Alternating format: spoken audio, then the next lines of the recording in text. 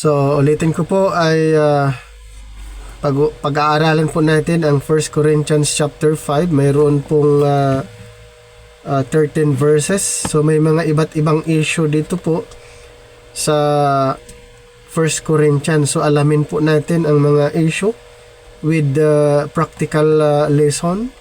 So, in this chapter, Paul, the apostle, addresses serious sin inside the church at Corinth. Ulitin ko po ha, yung sinulatan ni Pablo ay yung mga believers doon sa Corinth. Naku po, talagang ang daming problema dito sa iglesyang ito. He teaches about purity, ayan, discipline, repentance, influence, and how believers should respond to open wrongdoings among Christians. So, repentance here ay hindi katulad ng definition ng karamihan. Ito po yung metanoia. Sa original word ay change of mind. So, isa yan sa mga inaayos ni Apostol Pablo dahil sa kanilang wrongdoings. So, dapat manumbalik sila or maniwala sila doon sa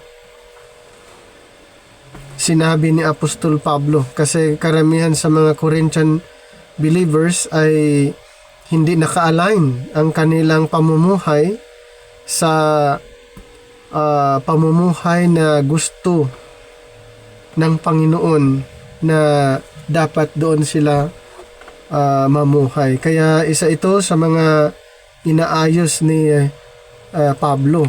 So sa chapter 5 verse 1, 1 Corinthians, it is reported commonly that there is fornication among you, and such fornication as is not so much as name among the Gentiles that one should have his father's wife. So is problema talaga, no? So more on regarding the sexual immorality. So ngayon, ano ang mga lesson dito sa binasa natin? Una, do not ignore obvious wrongdoing just to avoid discomfort. Pangalawa, sin that becomes public affects that entire community. And Christians are called to moral standards higher than the surrounding culture. So, ganun po yung naging issue nga dito regarding sexual immorality. So, pag ganun po ang sitwasyon sa loob ng church, kailangan ng maadresan, at ito nga ang ginawa ni Apostle Paul sa church at Corinth. And then yung sa verse 2, and ye are puffed up, and have not rather mourned, that he that hath done this deed might be taken away from among you. So, sa verse 2, ano yung mga lesson na dapat nating malaman? So, pride can blind people to serious problems. Pride can blind people to serious problems. Wrongdoing among believers should bring concern and compassion, not celebration of indifference. So, healthy communities take sin seriously while still caring for people. Kaya sabi niya, and ye are puffed up, and have not rather mourned, that he that hath done this deed might be taken away from among you. So, yun po yung sinabi ni Apostle Paul sa mga Corinthian believers. So, ulitin ko po, ito yung church na ang daming problema. Ayan, sa loob ng iglesia. Kaya sila'y binansaga na babe immoral or babe carnal and immature spiritual. So may mga iba't ibang category na na-mention si Apostol Pablo doon sa iglesia sa Corinto. Dito sa verse number 3, "For I verily as absent in body, but present in spirit, have judged already as though I were present, concerning him that hath so done this deed." So, the practical lesson in verse 3, number 1, spiritual leadership involves accountability even from a distance. So, isa yan sa nais ni Apostol Pablo na mangyari sa Corinth. Spiritual leadership involves accountability even from a distance. Next is leaders sometimes must make difficult judgments to protect others para maiayos lang itong problem na nangyari sa loob ng iglesia sa Corinto. And then responsibility does not disappear because confrontation is uncomfortable. Let's proceed to verse 4. "In the name of our Lord Jesus Christ, when ye are gathered together, and my spirit with the power of our Lord Jesus Christ." So, dito po sa verse number 4, ano yung lesson na mai-consider natin dito sa verse? So, church correction should be done with humility and spiritual seriousness, not personal anger. And then important decisions should seek God's guidance and unity. So talagang ano po yung matindi na dapat gagawin ng isang nangunguna ng iglesia. So the church correction should be done with humility and spiritual seriousness, hindi sa pamagitan ng galit. Ayan. So kailangan po ng guidance ng ating Panginoon. Sa verse 5 naman, ito yung sabi, "To deliver such an one unto Satan for the destruction of the flesh, that the spirit may be saved in the day of the Lord Jesus." So talagang napakatindi po kasi dumating sa punto na parang ibigay na lang kay Satanas. So pag ganun po yung tema ng problema, parang ayaw ko na. So sa puntong ito ay napakatindi po yung problema sa iglesia ng Corinto. So ano yung mga practical lesson na makikita natin sa verse 5? Number 1, discipline is meant to bring repentance and restoration, not revenge. Sulitin ko po, yung repentance here ay metanoia or the change of mind. So kailangan po ng restoration, not revenge. Then consequences can sometimes wake people up spiritually, and temporary hardship may lead to long-term change. So ang tindi po yung sana, "Deliver such as one to Satan for the destruction of the flesh." Hindi naman literal na ganun po yung talagang mangyari, pero sa puntong ito ay kailangan ng disiplina yung isang miyembro or isang believer na gumagawa ng patuloy na kasalanan. So patuloy niyang ginagawa na kasalanan kahit siya ay nasa loob ng iglesia.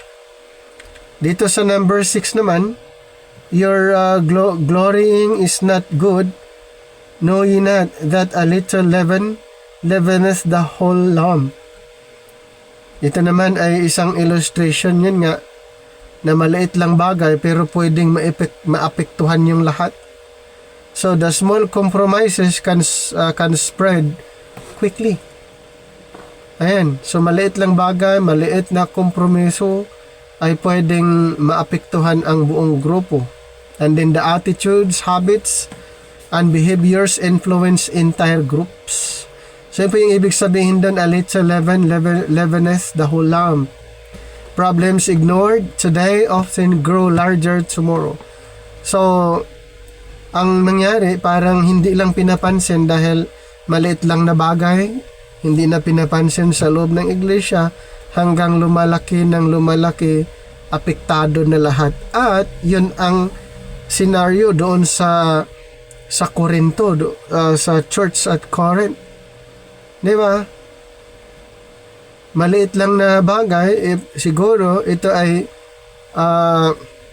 meron silang prinsipyo siguro na di bali ay maliit lang naman, hindi siguro nakakaapekto.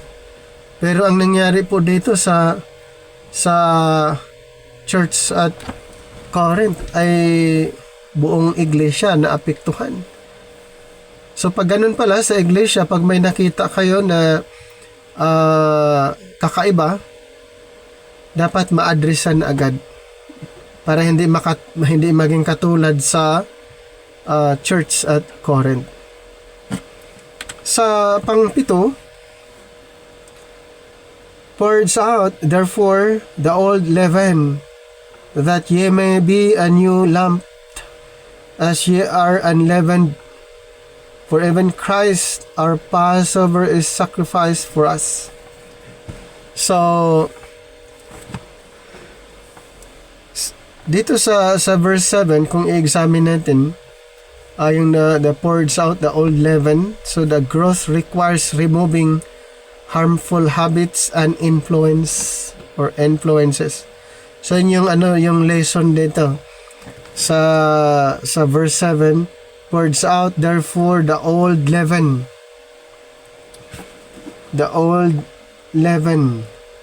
that ye may be a new lump, as ye are unleavened. For even Christ our Passover is sacrificed for us. So growth, kasi ang issue kasi dito is the spiritual growth na So spiritual growth requires removing harmful habits and influence. At going back to the background of the Corinthian church, syempre naman yun yung kanilang naging character. So masakit kung i-correct sila sa kanilang ginagawa, pero kailangan, diba? Ganun po, yun yung nature ng isang tao Pag lagi na niyang ginagawa, yun yung kaniyang habits, tapos biglang i-correct, itama, karamihan ay hindi po tanggap. Pero kailangan nga, dahil sa spiritual growth, para maiayos yung spiritual growth, kailangan talaga. Kaya removing harmful habits and influences. Then spiritual renewal often involves intentional change. Dapat. Okay, mayroon talagang intentional change kasi mahirap na yun yung kanyang ginagawa tapos hindi nakialam yung group. Since siya ay part ng isang group, ngayon, para sabay-sabay mag-grow spiritually, so mayroong dapat gagawin. So may mga plano or program para magkaroon ng changes. Believers are called to live consistently with their faith. Then proceed to verse number 8. Therefore, let us keep the feast not with old leaven, neither with the leaven of malice and wickedness, but with the unleavened bread of sincerity and truth. So, in this verse, isa sa mga yung matutunan natin dito, ay sabi niya, keep the feast not with old leaven. So, faith should be marked by sincerity and truthfulness. Ulitin ko, faith should be marked by sincerity and truthfulness. Kailangan yon. A religious activity without integrity is empty. And religious activity without integrity, so kailangan yon. May integrity dahil ang resulta ay empty. A clean heart matters more than outward appearance. Kaya ang makikita niyo dito sa 1 Corinthians 5 ay more on sa behavior. Yung kanilang character. Ang mga believers doon sa Corinto ay more on na believers sila, pero ang kanilang activity, kanilang ginagawa ay more on worldly. Kaya matindi yung ginawa ni Apostle Paul para maiayos ang kanilang behavior, maitama yung kanilang panguugali dahil sa kanilang ginagawa na hindi dapat ginagawa ng isang mananampalataya.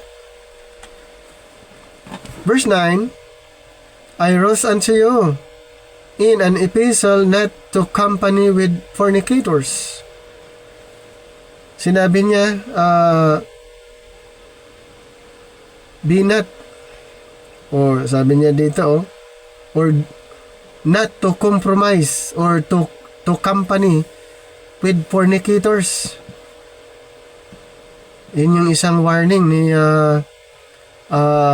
Apostle Paul, or not to keep company with sexually immoral people or the fornicators. Now, relationships influence behavior and thinking. Boundaries can be necessary for spiritual health. Wisdom is needed in choosing close influences. Kaya ito isang warning ni Apostle Paul, lalo na sa mga Corinthian believers, at syempre in our time ganun din. Yun yung isang warning niya na not to keep company with the sexually immoral people or fornicators. Ayan. So, ang tindi, no, yung sa nangyari sa Corinthian Church. Ito Corinthian mga believers po ito. Pero iba pong level ng ang kanilang pananampalataya. Iba po ang level dahil maraming worldly activity na ginagawa nila, or mga dapat hindi ginagawa ng isang believers. Pero itong mga Corinthian believers ay yun yung nakikita sa kanila. Ayan.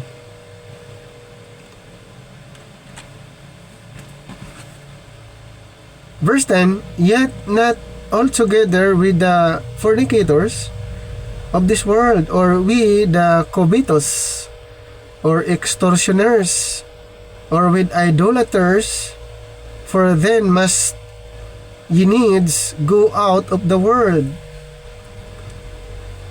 So ang lesson na dapat nating malaman dito, Christians are meant to live in the world, not isolate from it. Believers should interact with non-believers with grace and wisdom, separation from all imperfect people is impossible. Kaya dito po ay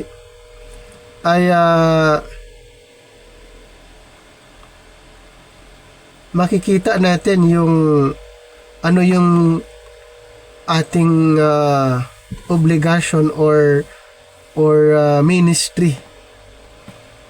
O ano yung magiging ministry natin pag ganito ang scenario. Kaya sabi niya, yet not all together with the fornicators of this world, or with the covetous, extortioners, idolaters, for then must ye needs go out of the world. So sa senaryong ito, ano yung maging part natin bilang ministers? Ano yung ating gagawin bilang lingkod ng Panginoon? So pwede nating kung ganito po ang senaryo, ay hindi pa rin mababago yung ating intention na mangaral, ipapangaral ang salita ng Panginoon na sa kabila ng ganitong sitwasyon. Hindi lang mag-compromise. Yan lang ang ang kailangan, wag lang mag-compromise. So sa senaryong ito, mayroon tayong mission at hindi maapektuhan ang ating ministry. Pwede nating i-share sa kabila ng ganitong sitwasyon. Meron tayong mission. Sa verse 11 naman, but now I have written unto you not to keep company. If any man that is called a brother be a fornicator, or covetous, or an idolater, or a railer, or a drunkard, or an extortioner, with such an one know not to eat. So ang lesson dito, open hypocrisy damages credibility and trust. Ayan po, open hypocrisy, kasi dito nga sa nangyari ay mayroong yung kompromiso, di ba? Or compromise. So ano po ang na-damage doon? Na-damage yung credibility at saka yung tiwala. Ganun po ang nagiging scenario. Ano pa, accountability is especially important among those claiming to follow God. Isa din yung accountability. Then persistent and repentant behavior should not be normalized. So kung walang pagbabago, ayaw niyang baguhin yung kanyang behavior. So ganun ang nangyari. So ang tawag dito yung hypocrisy, yung pag-compromise. So hindi po pala pwede na gano'n, yung i-compromise natin. Halimbawa, yung katotohanan na mayroon tayo, hindi pwedeng i-compromise para ma-maintain yung credibility at saka yung tiwala. Yan, once na na-compromise, once na nagkaroon ng hypocrisy, mawawala po yan. At mahirap nang i-establish ulit pag nawala yung credibility at saka yung tiwala ng tao. So kailangang ma-maintain. Sa number 12, verse 12, for what have I to do to judge them also that are without? Do not ye judge them that are within. So another lesson, focus first on personal and community responsibility. Christians are called to examine themselves before condemning outsiders. So dito ay first niyang i-examine yung kanyang sarili bago pakialaman yung iba. Syempre alam natin sa mga Corinthians, di ba? Ganun yung nagiging sitwasyon. Kaya since na yung kanilang character, kanilang behavior ay ganun, ay mas madali sa kanila yung pakialaman yung iba. Ayan, madali sa kanilang mag-compromise sa iba. Pero hindi dapat, kaya iba ang tawag sa Corinthian church. Nagiging immoral church dahil sa dami ng kanilang ginagawa na hindi dapat. Then dito sa verse 13, but them that are without God judgeth, therefore put away from among yourselves that wicked person.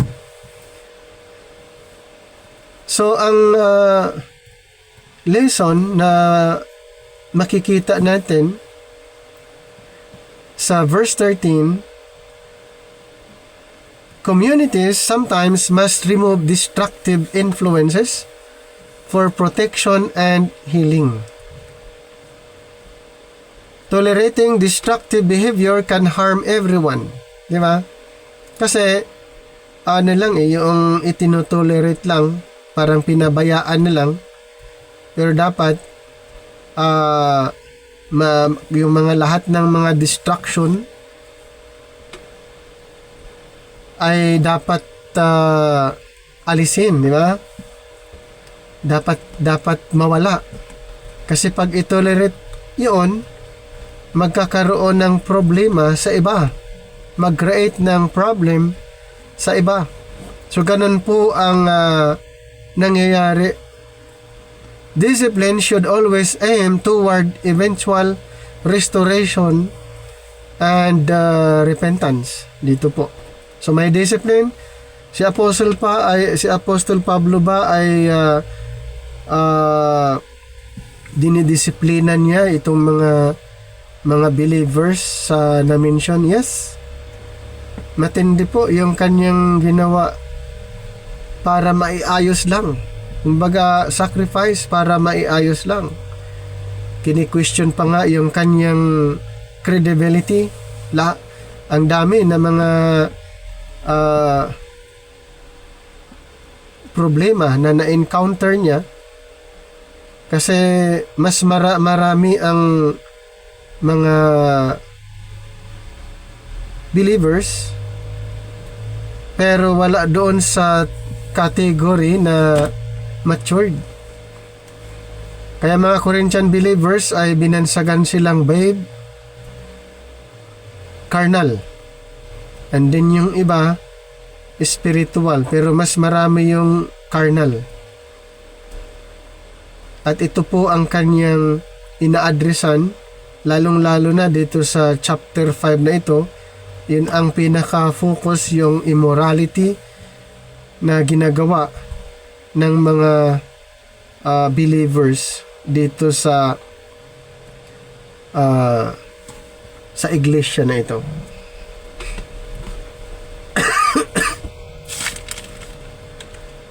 So